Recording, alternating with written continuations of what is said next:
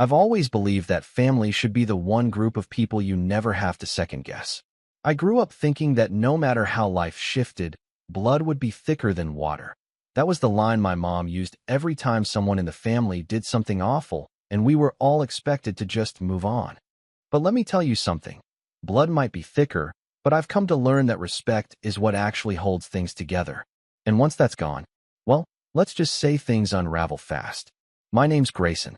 I'm 29 years old, and for most of my adult life, I've worked in tech, freelancing, consulting, and building up a pretty decent savings cushion. I'm not flashy, but I'm solid. I don't take vacations every other month. I don't lease brand new cars to show off, and I definitely don't post rich guy quotes on Instagram. I've always tried to be the kind of person others can rely on, especially my family. I'm the oldest of three. My younger sister, Charlotte, just turned 30 this past summer. The milestone birthday. The one she had been talking about since she was 25. No exaggeration. She'd bring it up in group chats, family dinners, even random calls with me while I was in the middle of debugging some horrible back-end system at work. Gray, when I turn 30, it's going to be iconic. I don't want boring food or some sad little dinner at mom's. I want a rooftop. I want neon signs. I want a full-on experience. And every time, I'd just smile and say something like, well, you've got time to plan. Because at the end of the day, it wasn't really my thing. Here's the thing though. Charlotte is the baby of the family. And not in a cute, coddled way. More like golden child energy, turned up to 10. My parents, especially my mom, have always put her on this pedestal like she's this fragile little gemstone we all have to protect. Growing up, if Charlotte forgot to do her chores, it was because she's artistic. If I forgot, I was lazy. When she got a B-, it was because school just doesn't appreciate creativity. If I got an A-, it was what happened to the plus. She's always had a flair for the dramatic, lavish birthday parties, emotional main character speeches, new hobbies every 3 months, and relationships that turn into Instagram reels and breakup rants overnight. But despite all that, I never really held it against her. Because I figured, hey, people change, right? Spoiler alert, some people don't. Earlier this year, Charlotte called me out of the blue one night. I had just finished a long day of consulting and was eating cold pad thai in front of my laptop when she FaceTimed me. No, hey, how are you? Just straight into, I need your help. Turns out, she had found the perfect venue for her 30th. Rooftop, skyline view, cocktail bar, custom lighting. But she was short on the deposit. And it wasn't a small amount, either. For $1,000 upfront, with the full payment landing somewhere around $9,800 total. I remember blinking at the number and saying something like, that's more than some weddings, Charlotte. She laughed. I know, but like, it's my 30th. It only happens once, and this is my year. You know how rough last year was. I just want this to be perfect. For context, last year's rough patch was that she broke up with her boyfriend of 3 months and didn't get the influencer deal she wanted with some activewear brand. Meanwhile, I was quietly pulling 80-hour weeks trying to land long-term clients and managing back-end nightmares without a team. Still, I felt for her. I always have. Even when she's exhausting. Even when she's self-absorbed. Even when she forgets to say thank you. And I told myself, what's 10 grand if it makes her happy? So I sent her $10,000. No strings attached. No, you'll pay me back later deal. I figured, family, right? A week later, she texted me a massive thank you message, filled with heart emojis, dramatic gifs, and you're the best big brother ever. I even got a phone call from our mom saying how sweet and generous I was, and that I always show up when it counts. I won't lie, that felt nice. But here's where things start to get strange. The invites rolled out a few months later. They weren't printed or emailed. She made this whole Instagram-style announcement on her stories with a glitter filter and a 2000s remix in the background. It was a VIP-only kind of vibe. Just her closest friends, a few cousins, and apparently a few influencers she'd been DMing. And when I watched it, I realized something. I wasn't mentioned. At all. I figured maybe it was just for flair. I mean, I was the one who funded the thing. Surely I'd be invited, right? I waited a couple of days. Then a week. No text. No call. Nothing in the mail. Not even a casual "you coming, right?" So I texted her. Hey, just checking. Am I missing something, or was the invite lost in the mail? She replied 2 hours later with a laughing emoji. Then, OMG Gray, I meant to tell you. I was thinking about the vibe of the party, and it's kind of this like sexy, modern, young crowd. I just didn't want you to feel out of place or bored lol. I figured we could do a dinner sometime instead. Just us. I stared at the screen. Then I stared at it again. I read it maybe 4 more times before I realized. She wasn't joking. She really didn't invite me to a party I paid for because I didn't fit the vibe. I didn't respond right away. In fact, I didn't respond at all that night. I just sat there, in this weird combination of disbelief and anger. I wasn't expecting a parade, but I wasn't expecting to be completely left out like some unwanted cousin, either. The next few days were a blur of texts flying around the family group chat, photos of decorations being set up, her dress fittings, questions about the cake. My name didn't come up once, not even from my parents. I kept waiting for someone, anyone, to ask why I wasn't on the guest list. No one did. That was the moment something shifted in me. I'd always chalked up the favoritism to the usual family dynamics. But this was blatant. And I'd had enough. I didn't lash out. I didn't confront her. I didn't send an angry voice note or demand my money back. I just started quietly looking into things. Things I had the power to do. Things I had signed my name on. And then, about a week before the big night, I made a few phone calls. The day of her party, just 1 hour before guests were supposed to arrive, the venue manager called her personally. Not me. Her. And that's when everything began to unravel. I wish I could say that call from the venue was my plan all along. That I had some Machiavellian scheme laid out from the second she told me I didn't fit the vibe. But the truth is, it took me a while to reach that point. Because at first, I was just hurt. Not furious. Not scheming.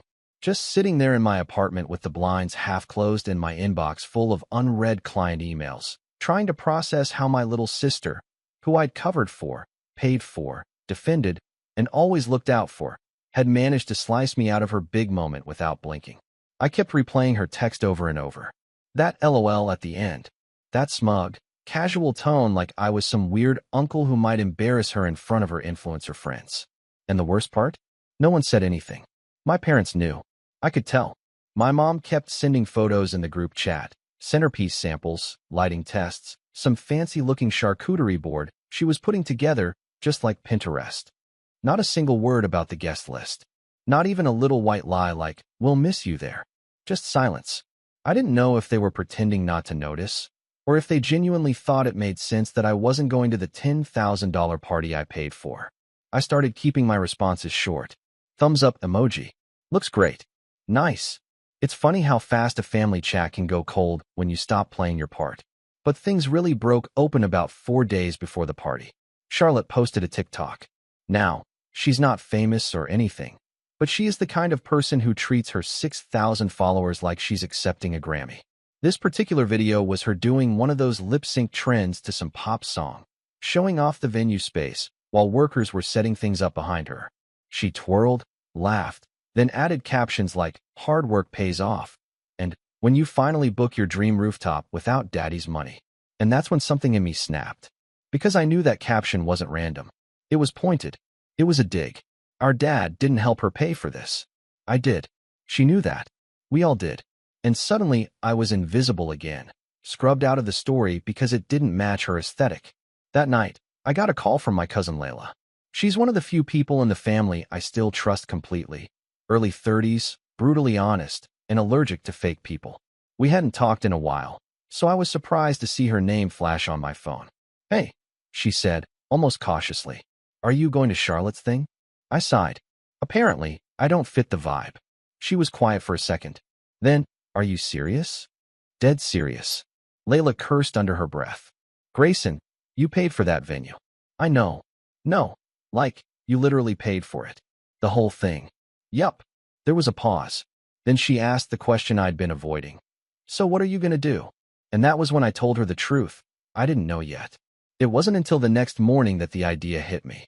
I was drinking my second cup of coffee, scrolling through my emails, and one message caught my eye. It was from the event space.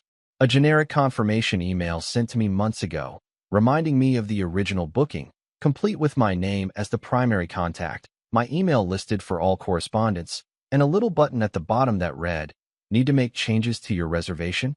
My heart rate kicked up. I clicked it. And there it was, my dashboard. My name. my control. And suddenly, all those months of being quiet and agreeable and reliable boiled up into something sharper. I wasn't trying to ruin anything. Not yet.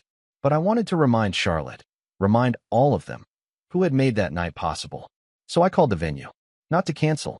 Not yet. Just to make a few inquiries.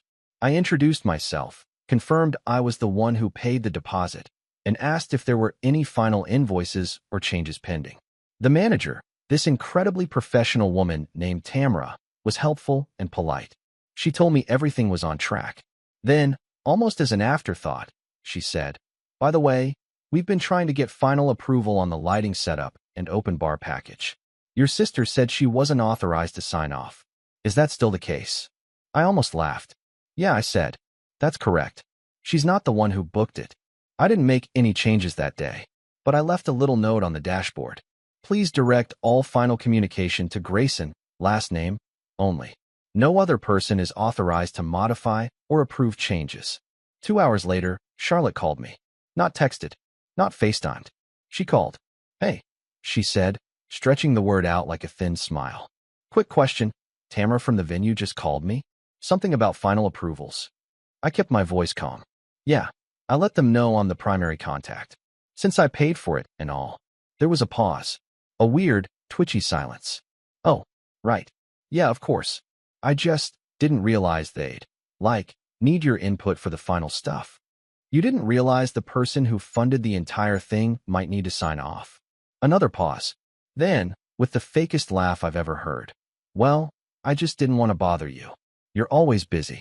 I didn't say anything. "Anyway," she went on, "I was wondering if we could just switch the open bar to full top shelf and add an extra hour to the rooftop access. The photographer says golden hour's gonna hit right in that window." I took a breath. "Sure. Just Venmo me the difference. Looks like it'll be about $1,800 extra." Dead silence. I thought maybe you'd just. "Nope," I said, cutting her off. "You said I didn't fit the vibe, remember?" She tried to walk it back. "Grayson, come on. I was just trying to make sure you wouldn't feel out of place. You don't even like these kinds of events." "That's funny," I said, "because apparently I like them enough to fund them." She got quiet, then huffed. "So what? You're gonna make this about you now?"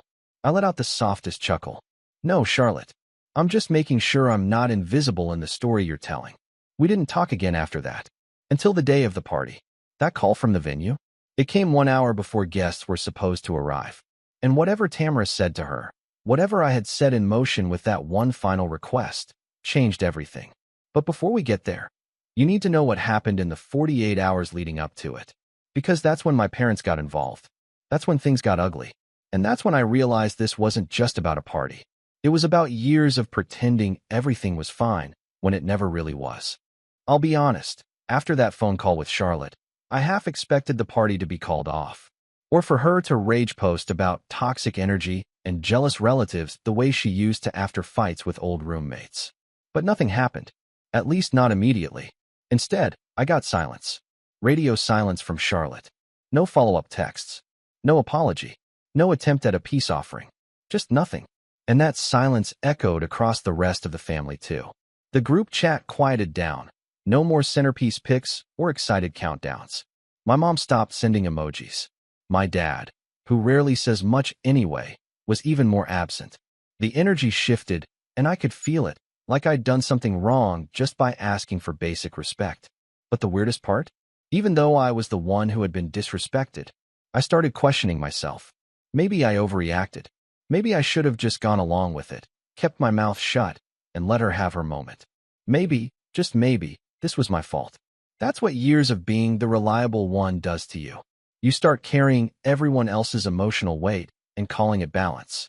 You clean up messes, smooth over drama, write the checks. And when someone cuts you out, you convince yourself they had a reason. But that guilt didn't last long. Because 2 days before the party, my mom called. Not to check in on me.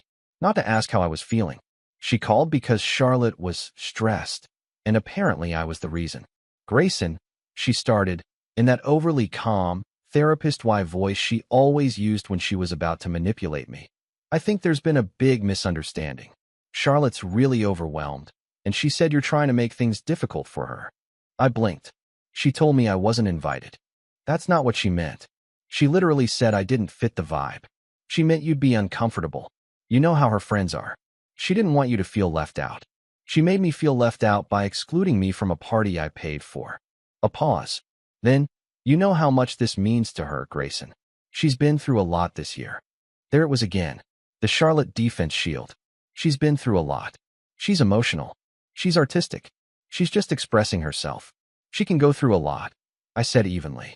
But not on my dime. Mom's voice got tighter. What do you want from her? Do you want her to grovel? Say thank you?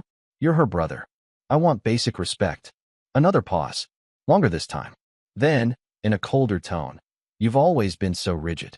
You can't just let people have things. You have to control every situation. That one stung more than I expected. Because it wasn't true. If I wanted control, I would have canceled the whole thing. I would have shut it down weeks ago. But I didn't. I let her have her party. I just didn't let her erase me from it. Still, the words stuck in my chest like thorns. You know what, Mom? I said, trying to stay calm. Let's just stop pretending. I know how you see me. I've known for a while. She didn't respond. So I ended the call. And that night, I hit a low I didn't expect. It wasn't about the money. I've worked hard. I'm okay. It wasn't even about the party. It was the realization that I didn't really have a place in my own family. Not one that wasn't transactional. I was the helper, the fixer, the emergency contact when things fell apart. But when it came time to celebrate, I wasn't someone they wanted around. I was useful, not loved. I spent the next day on autopilot. Didn't answer texts. Didn't check socials. Just worked, walked, sat, thought.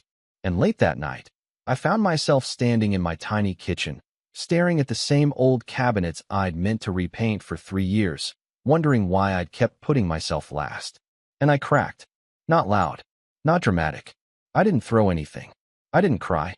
I just cracked. I made a list. It sounds ridiculous, I know. But that list saved me. It was a stupid, simple Google Doc titled Things That Are Mine. And on it, I started writing everything I'd accomplished without my family. The clients I'd landed on my own. The apartment I'd saved for. The nights I stayed up rebuilding entire systems while Charlotte posted Ugh Monday vibes selfies in bed. The times I held my own hand when no one else offered theirs. I wrote down every small win. Every choice I'd made for me. And then I made a second list. Things I owe no one for. And the first line? My kindness. That was the moment something shifted. I didn't suddenly become invincible. But I stopped feeling like the victim. I realized that I'd been operating from this place of trying to earn my family's love by being useful. But that kind of love has an expiration date. The second you stop being useful, the love runs dry. So I made a decision. From that day on, I would stop giving to people who didn't respect me. And I meant it. But that didn't mean I'd start cutting people off left and right. No, I was done being the emotional janitor. I was going to rebuild me. The next morning, I woke up early. Took a long walk. Bought fresh groceries. Cooked a real breakfast instead of eating cold leftovers at my desk. I reorganized my schedule.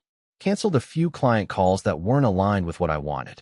I even reached out to a contact in Seattle who had been asking me for months to consult on a startup project, something I'd been putting off because I didn't want to be too distant from family. That project turned out to be one of the most fulfilling things I've done this year. Within a week, I was sleeping better. Within a month, I'd picked up a new routine, gym, meditation, even journaling, which I used to roll my eyes at. But through it all, there was this quiet thread of anger that I hadn't quite let go of. Not because I was plotting revenge, but because I knew something big was coming. The party was now just 1 day away, and I'd left one small note on the venue dashboard, just a tiny change. Something I didn't think Charlotte even knew about. I hadn't canceled anything, hadn't sabotaged her event, but I'd rerouted all final notifications, delivery instructions, and billing concerns back to me. And that meant when the rental company called, when they realized the final balance on the upgraded decor package hadn't been cleared yet, they called me, not her. And I told them the truth. I hadn't authorized it. They asked if I wanted to cancel that portion of the setup. I paused, then said, not yet, but hold tight. She might call you soon. And that brings us back to the phone call. 1 hour before the party. The moment when the whole thing cracked wide open. But before that final domino fell, something else happened. Something none of them saw coming. Something I didn't even expect to do. And it started with a single text to the one person I didn't think would respond. I didn't expect Layla to reply so fast. I'd texted her on a whim that morning, still half in pajamas, sipping burnt coffee and going through my calendar. I just wrote, "Hey, I think I'm going to make a move tonight. You in?" A minute later, define move. Then I called her, and 5 minutes after I explained what had gone down, she let out this long, slow whistle and said, "Grayson, I've waited years for you to finally grow a spine with them. I'm beyond in. What do you need me to do?" That was the first time I laughed in days. You have to understand, Layla has always been the black sheep of the family in the best way. She doesn't do fake. She moved out of state at 18, refused to let our grandparents pressure her into law school, and started a tiny custom gift box business out of her garage that blew up on Etsy during the pandemic. She's the only person in our family who's told Charlotte no and lived to tell the tale. And she's been watching the same dynamic I have for years. Charlotte doing whatever she wants, our mom covering for her, and me picking up the slack. This party, I told her, is just the tip of it. It's like symbolic. I paid for the fantasy, and she tried to erase me from the story. It's not even about being at the party anymore. It's about reminding her that she doesn't get to do that. Layla said, "You're preaching to the choir, Grayson. So tell me, do you want chaos or do you want class?" "Both," I said. She laughed. "Perfect. Let's give her a memory she'll never forget." And so we got to work. Step 1, find the cracks.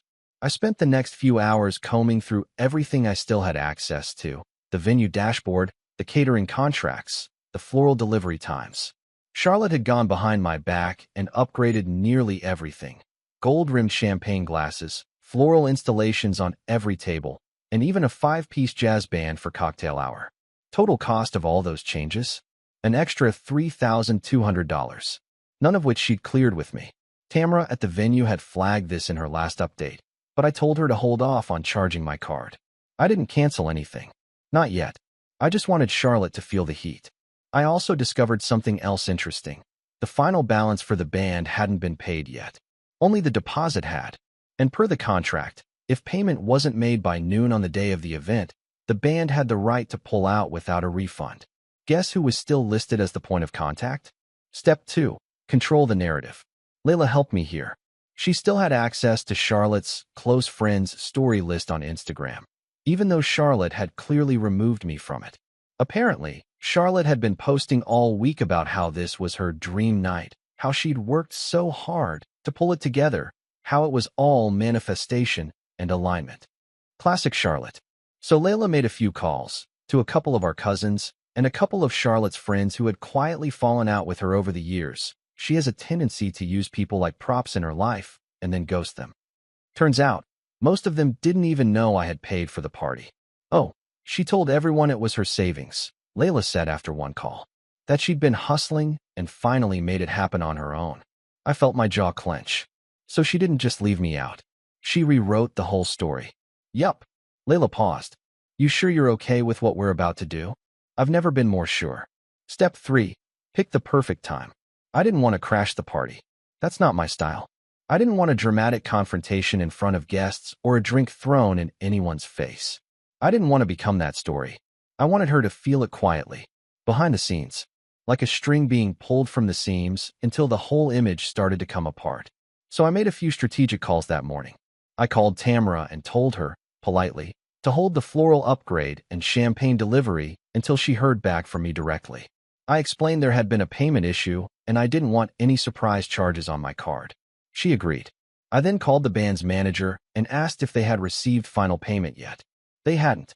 I reminded them, again politely, that I was still the listed contact and that unless that payment was settled by noon, I'd assumed the performance was canceled. He was professional and respectful, said he understood, said he'd follow the terms. Finally, I called the catering company. They were already set, but I let them know that all communication about dietary preferences or guest count changes should be verified with me. And then I waited. It took until 2 p.m. for Charlotte to realize what was happening. First came the frantic text. "Why are vendors calling you? What did you say to them?" Then the call. I let it go to voicemail. Then another call. Then a string of angry messages.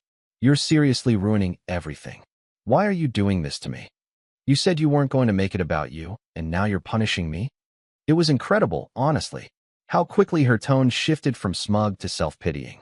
That afternoon, while she scrambled to fix what she could, read, beg my mom to cover costs I'd frozen. I sent one more text. To my dad. We hadn't talked much lately. He's not really involved emotionally, kind of the stoic type. But growing up, he was the only one who ever pulled Charlotte aside and told her to cut the theatrics, which meant something. So I wrote, just so you know, Dad, I paid for her party. She excluded me, lied about who funded it, and now she's mad that the truth is catching up. I'm not asking you to take sides. I'm just done pretending this is normal. He didn't reply, but later, Layla told me he called her. Is it true, he'd asked. All of it, she said. And then, apparently, he sighed and said, I should have seen this coming. Step 4. Be there, just not where she expects. I didn't show up at the venue. I didn't call. I didn't text. But I was in the city that night. Layla and I grabbed dinner across the street from the rooftop, at a quiet Italian place with a perfect view of the building. We sat by the window, sipping wine, watching the chaos unfold from a distance. Around 7:15 p.m., 15 minutes after the party was supposed to start, 2 florists arrived with half the original order. Layla nudged me and grinned. She probably thinks they just messed up. Then at 7:30, a guy in a suit stepped out onto the rooftop, looked around, and made a call. That's the band leader, I said. 5 minutes later, they were gone. Gone. Charlotte had tried to cover the remaining fee herself, but her card didn't go through. The bank flagged it for suspicious activity because she hadn't warned them about a large payment, and she didn't have a backup. Then, at 8 p.m., Tamara stepped outside, looking tense, phone to her ear. A few guests started showing up. Confused faces. No music. No fancy champagne. And Charlotte? Charlotte came rushing out about 10 minutes later, in a bright gold dress, holding her phone like it was a ticking bomb. From across the street, we watched her throw her hands in the air and argue with Tamara. Layla leaned in. This is better than Netflix. I couldn't help but agree. But that wasn't the real payoff. The real moment came when the waiter brought us the check, and inside it was a little envelope Layla had printed earlier that day. She'd written Charlotte a letter, and had it delivered by courier, right to the venue. I didn't know exactly what it said, but Layla smirked when I asked. Nothing cruel, she said. Just a reminder that the story she tells about being self-made isn't real, and that you're done playing background character in a life you built for her. I sat back, watching the city lights shimmer on the rooftop across the street. I didn't need to see her read it. I didn't need to watch the tears, or the outrage, or the denial. All I needed was that silence afterward. Because sometimes the quietest moments are the loudest. But that wasn't the end. Because when the party finally limped into motion, someone else showed up. Someone I hadn't spoken to in a long, long time. And he had a story to tell, too. Charlotte didn't see him arrive. Not at first. She was too busy pacing the rooftop in those ridiculously tall gold heels, clutching her phone in one hand and a champagne flute in the other. Filled, I assume, with the cheapest sparkling wine she could find after the venue told her the premium bottles she'd ordered had been pulled last minute due to billing complications. The jazz band she'd hyped up for weeks was nowhere in sight. The table centerpieces were smaller than expected, and a few guests, those who weren't already awkwardly checking their watches, were whispering that something fell off. From across the street, I watched it all unfold from a dim corner booth of the restaurant with Layla, who'd ordered dessert out of pure pettiness. She's trying so hard to look like she's in control, she murmured, poking at a tiramisu with unnecessary precision. But her eyes twitching. Classic Charlotte panic mode. I didn't say anything, because that's when he showed up. My dad. He wasn't dressed up, just a navy button-down and slacks, the kind of outfit that said, I'm not staying long. He walked in alone. No mom. No smile. Charlotte didn't notice until she heard someone call his name, and when she turned and saw him, the entire tension in her body shifted. She lit up like a sparkler, rushing over, arms out, trying to save the night. Dad, you made it. I didn't think. I'm not here for the party, he said, loud enough that 2 people at the appetizer table turned. I couldn't hear every word, but Layla could read lips. Oh, she whispered. He's about to drop a nuke. Charlotte faltered. She tried to say something, probably some version of, but it's my night. But he cut her off. My dad reached into his coat pocket and pulled out a small envelope. Plain. White. No glitter. No gold foil. Just regular paper. He handed it to her, said something short, 3 or 4 words, and then turned around and left. She didn't open it right away. She just stood there, staring at the envelope like it had teeth. Layla leaned toward the window.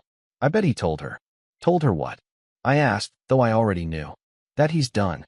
Because, as I learned later, the letter wasn't from me. It was from him. Apparently, after I texted him 2 days earlier, he'd done something I never thought he would. He went back through old financial records, photos, and emails. Looked through years of moments where I stepped up, where Charlotte crossed the line, where my mom covered for her. And he finally saw the pattern. He told Layla that watching Charlotte melt down over the party, over vendors pulling out and champagne disappearing, was the moment he realized she'd become exactly what our family had let her be all along. Someone who believed love meant obedience, and that money from others was just owed to her. That night, his envelope didn't contain threats. It didn't contain an apology on my behalf. It contained something better. A single check, for $10,000, made out to me, with a sticky note attached that just said, "You were right to walk away, Dad." I didn't find that out until 2 days later when I checked my mailbox and saw the letter he'd mailed me separately, typed, signed, old-fashioned. He wrote, "Grayson, I should have spoken up years ago. I've been complicit in the way your mother let Charlotte rule the house, and I let it slide because it was easier than facing the fallout. That stops now. I've told your mother I won't enable this anymore. The money is a gesture. It won't make up for the years, but it's yours. No strings. You're not invisible, son. I see you now. I hope it's not too late." It was the first time in my adult life that I cried because I felt seen. Not hurt. Not disappointed. Just seen. As for Charlotte, the fallout came fast and loud. The day after the party, I woke up to a dozen notifications. Instagram stories deleted, posts wiped, comments turned off. Apparently, more than a few people at the party had started putting the pieces together. Layla had helped spread the truth, not maliciously, but clearly. One of Charlotte's old friends, who happened to be there and not in the inner circle anymore, posted a blurry photo of the rooftop with the caption, "Wild how you can throw a $10,000 party and forget to invite the person who paid for it. Manifestation energy, right?" That post got shared, then screenshotted, then discussed in a private Facebook group where most of Charlotte's old high school circles still followed each other. By that afternoon, she was damage controlling like crazy. She called me twice. Texted 5 times. Everything from "Can we please talk?" to "I didn't mean to hurt you," to "You could have just told me you were upset instead of ruining my night." But I didn't respond. Because here's the thing about revenge. It doesn't always have to be loud. It doesn't have to be about screaming or public takedowns or exposing someone in front of a crowd. Sometimes, the most devastating revenge is showing someone exactly what life looks like when you remove yourself. The person who held them up, covered for their flaws, and gave without asking for credit. I didn't burn a bridge. I just walked off it. And when Charlotte looked back, she realized she was standing on that bridge alone. A week later, I got a call from Tamara at the venue. She told me, somewhat awkwardly, that Charlotte had tried to rebook the space for a smaller, rebranded birthday dinner, but her payment didn't go through. She asked if I wanted to approve it again under my name. I politely declined. Then she said, "By the way, that was a wild night. I've worked in events for years, and I've never seen someone so ungrateful to the person who made the whole thing possible." I laughed softly. "You're not the only one." As for me, I took that $10,000 check and donated part of it to a local mentorship program for kids going into tech. The rest I used to upgrade my work setup, new monitors, ergonomic chair, and a few pieces of art for my blank apartment walls. Stuff that made my space feel like mine again. And Layla? She framed the courier letter she sent Charlotte and put it on the wall of her home office. I asked why. She said, "Because it reminds me not to forget who I am, and that sometimes the best stories are the ones where the quiet guy wins." I don't know what Charlotte's telling people now. Maybe she's spinning a new story. Maybe I'm still the villain in her version of events. Maybe Mom's still covering, pretending everything's fine. But I've stopped caring. Because the truth isn't a version. It's what actually happened. And in the end, I didn't need revenge. I just needed them to know I wasn't the background character in a party I paid for. I was the one holding the lights, the roof, the stage, and the moment I stepped away, it all came crashing down. Sometimes the most powerful thing you can do is walk away quietly, so they can hear the silence you leave behind.